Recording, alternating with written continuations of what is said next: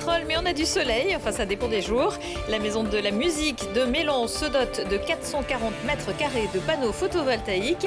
C'est la 22e centrale solaire lancée dans la métropole par l'entreprise Énergie Citoyenne grâce à une levée de fonds auprès des habitants. Ils vont mettre le feu à l'Accor Arena de Paris-Bercy. Dimanche après-midi, les brûleurs de loups disputeront la finale de la Coupe de France de hockey sur glace. Ce sera face à Gap. Favoris, les Grenoblois s'efforcent de garder la tête froide pour renouveler leur exploit de 2017.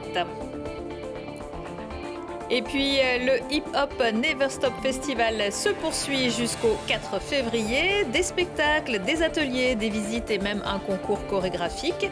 Sylvain Lend de la compagnie Citadance et Célie Rodriguez de Saint-Martin-d'Air-en-Seine viendront nous en parler à la fin de ce JT. Bonsoir à tous, ravi de vous retrouver dans ce JT du vendredi 27 janvier 2023, du lundi au vendredi à partir de 18h, l'essentiel de l'actualité du Grand Grenoble. Prenez vos précautions si vous comptiez vous déplacer en transport en commun mardi en raison d'une nouvelle journée de mobilisation le 31 janvier contre la réforme des retraites. Le réseau MTAG risque d'être fortement perturbé à la fois par les personnels et en grève et par les manifestations. Le détail des perturbations sera accessible lundi après-midi au plus tard sur tag.fr/grève. En attendant mardi, le téléphérique de la Bastille sera lui de nouveau accessible au public à compter de samedi, premier départ à 11h. Comme chaque année depuis 88 ans, la remontée mécanique est restée fermée pendant 4 semaines pour permettre des travaux d'entretien annuels. Il s'agissait notamment de contrôler les câbles, les axes, poulies et appareils de levage. Cette année, de nouveaux garde-corps, des échelles télescopiques et une cuve à récupération d'eau de pluie ont aussi été installées. Et sur le toit de la Maison de la Musique à Mélan, ce sont des panneaux photovoltaïques qui ont pris place depuis quelques semaines. Une centrale de 440 mètres carrés financée en partie par les citoyens qui permettra d'éviter le rejet dans l'atmosphère de 5 tonnes de CO2 par an et de rétribuer les contributeurs sur les bénéfices réalisés. Il inaugure finalement l'installation de panneaux solaires photovoltaïques ici sur le toit de la Maison de la Musique à Mélan, qui est un projet porté par, je dirais, cet acteur citoyen qui est Énergie Citoyenne, qui a réalisé une souscription sur la base d'un projet porté par la ville de Mélan, par ses élus, par son maire Philippe Cardin. Énergie Citoyenne, c'est un collectif en fait citoyen qui a été fondé par des habitants en 2016 avec la participation également de la métropole de Grenoble. Et donc l'idée de ce collectif, en fait, c'est de pouvoir participer activement à la transition énergétique du territoire. Donc pas uniquement en faisant des petits gestes en fait dont on entend souvent parler pour les citoyens, mais là en se réunissant tous ensemble pour financer des projets en fait d'énergie renouvelable sur la métropole. On a des centrales en fait de différentes tailles, de différentes puissances. La plus grosse aujourd'hui, c'est la Belle Électrique avec 100 kW crête. Donc là, on a la deuxième plus grosse en fait sur Mélan avec 95,2 kW crête. C'est la puissance qui va être produite correspond à peu près à ce qu'on consomme, aux 2/3 de ce qu'on consomme dans ce bâtiment.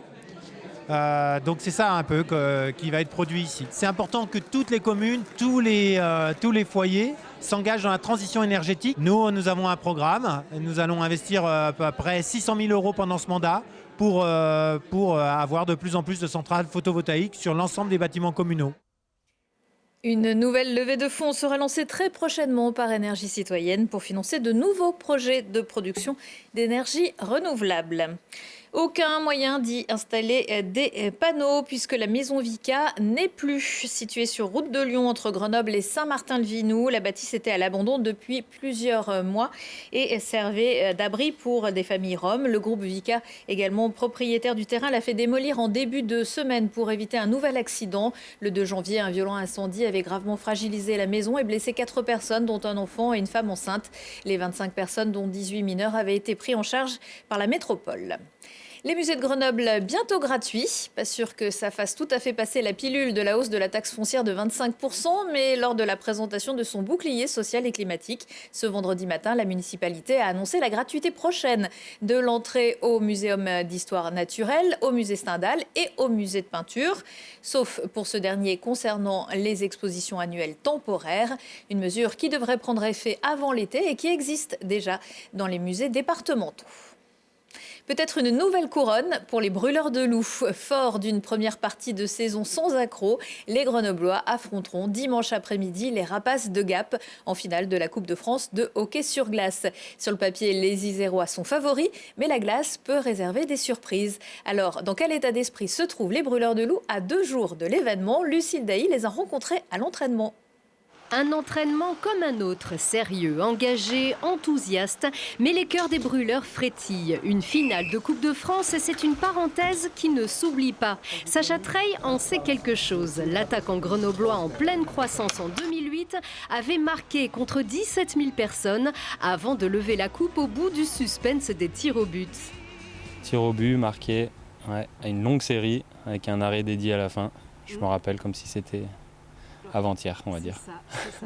Depuis, il l'a remporté avec Rouen et a perdu en 2017 contre Grenoble.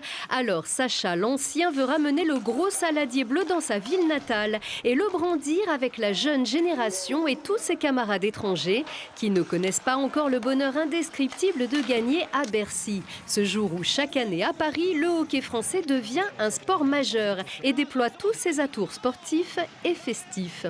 Il y a une bonne ambiance, donc j'imagine avec 15 000 personnes, ça va être vraiment cool. Ça va être une belle expérience. Pour moi, ça va être la première fois à Bercy.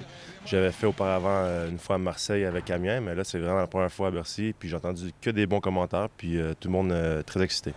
Pourvu de jouer comme la grande équipe de Grenoble qu'on connaît cette saison, leader de la Ligue Magnus depuis les premiers coups de patin, qui écœure la plupart de ses adversaires chaque semaine, le groupe ne pouvait mieux honorer son titre de champion de France. Mais en Coupe de France, on reprend à zéro, ça passe ou ça casse. Ça reste un match et une très belle équipe de Gap qui se débrouille très bien depuis quelques années aussi, qui progresse énormément avec beaucoup de jeunes Français. Donc non, c'est un match à vraiment pas prendre à la légère. On a beaucoup de difficultés à jouer contre eux. Donc non, ça va être un sacré match, je pense. Avec un nouveau Canadien médaillé olympique, des piliers de l'équipe de France et un palmarès étincelant, Grenoble pèse plus lourd sur le papier, mais sur la glace, rien n'est jamais joué.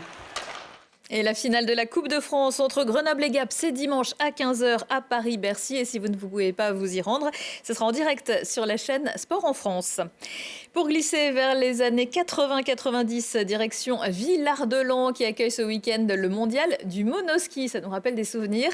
Ça a d'ailleurs déjà commencé en présence de Xavier Cousseau, recordman mondial de vitesse en monoski, et Cathy Breton, championne du monde de kilomètres lancés et enfant du pays. Avec un derby samedi à la fermeture des pistes et un Open international de vitesse dimanche, et bien sûr un village avec test gratuit, initiation, si, il y en a encore qui veulent en faire, et session freeride entre autres.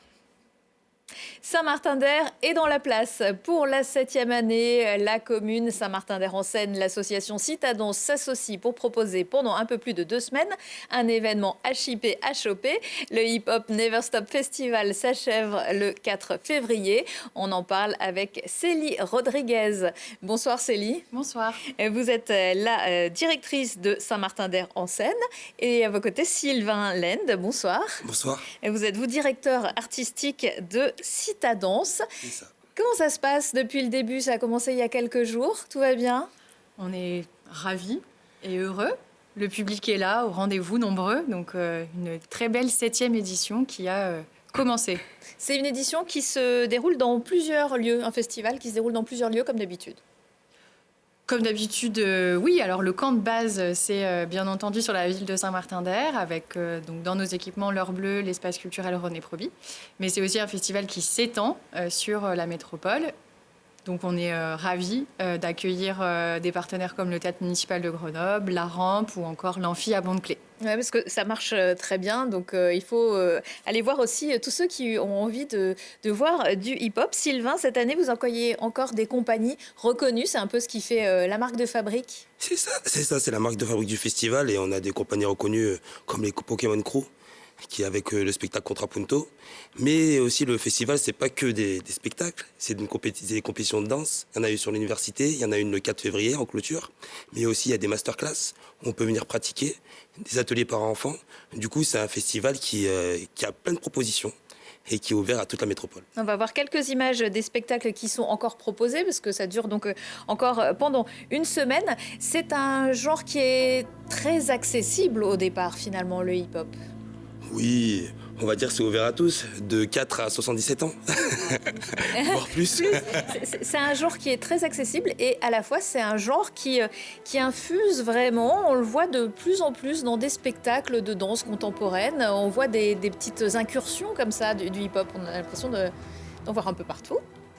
Alors, on en voit un peu partout, tant mieux, j'ai envie de dire, parce que ça veut dire qu'effectivement, la danse hip-hop, elle est entrée dans nos institutions et c'est plutôt chouette de pouvoir la découvrir. Et surtout, elle se métisse, elle a toujours été métissée, avec de la musique déjà, bien entendu.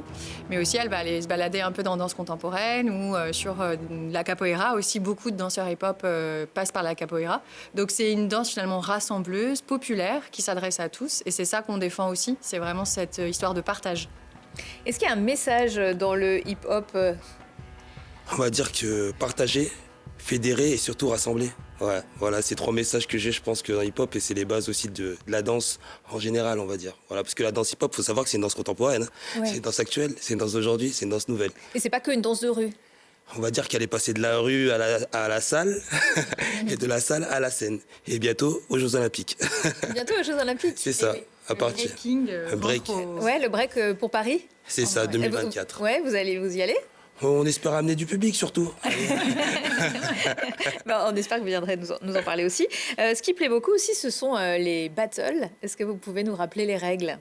Alors les battles, c'est une compétition où il y a 2 équipes qui s'affrontent sur le rythme de la musique, toujours dans le respect, dans la règle de l'art, avec un jury, un DJ qui est là pour ambiancer et surtout un MC qui est là, le maître de cérémonie, qui ambiance le public et qui met l'ambiance dans la salle. Et qui fait chauffer aussi les danseurs. C'est ça, c'est ça. Et pour la 7e édition, cette année, on fait un battle all style où on va essayer de montrer un peu la diversité de la danse parce qu'il y a différents styles dans la danse hip-hop. Il y a le locking, le popping, le wacking, le breakdance. C'est-à-dire, qu'est-ce qui les différencie un petit peu ? Alors, le wacking, le popping et le locking, c'est les danses debout. Et le breakdance, c'est tout ce qui est danse au sol. Et surtout, on a envie de dire qu'aujourd'hui, c'est surtout une culture avant tout, parce qu'on parle beaucoup des Jeux Olympiques, mais vraiment, c'est une culture qui s'est battue pour rentrer dans les salles aujourd'hui et que, on sait qu'elle a toute sa place, autant dans la culture que dans le sport.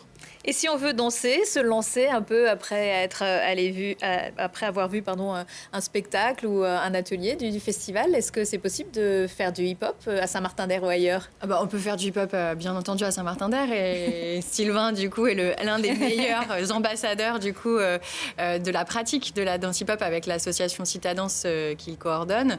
On est en tout cas ravis, nous, de cette opération parce qu'effectivement, il y a ces 2 entités où on voit des spectacles et surtout, on peut pratiquer avec des gens qui sont hyper engagés, moteurs auprès de nos publics. Donc ça, c'est formidable. Qu'est-ce qu'il faut comme qualité ? Il faut une certaine souplesse quand même.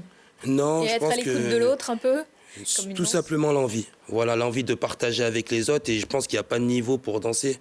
Voilà, je pense que c'est surtout le partage et de s'essayer à. Voilà. Avant tout, et après d'en faire peut-être devenir professionnel, mais avant tout, quand on démarre, c'est juste pour s'amuser. Ouais, et partager. Vous en faites aussi, Célie ? Alors non, c'est pas assez. Non, bientôt il paraît. Je dois prendre quelques cours avec Sylvain. On attend pour l'année prochaine. Vous nous faites des petites images. Merci beaucoup à tous les deux. Si on veut avoir plus d'infos, on peut aller sur le site culture.saintmartindair.fr. Merci. Dans l'agenda également, le spectacle de notre magicien et mentaliste préféré, Kevin Micou. Fort de ses nombreuses récompenses et de ses passages remarqués sur les télévisions du monde entier, il fera son Big Show à Alpes Congrès samedi pour 2 représentations à 17h et 20h30. Venez vous émerveiller et surtout faire du bruit puisque le spectacle sera capté et diffusé très prochainement sur Télé Grenoble. C'est d'ailleurs ici que Kevin a fait sa première apparition sur le petit écran.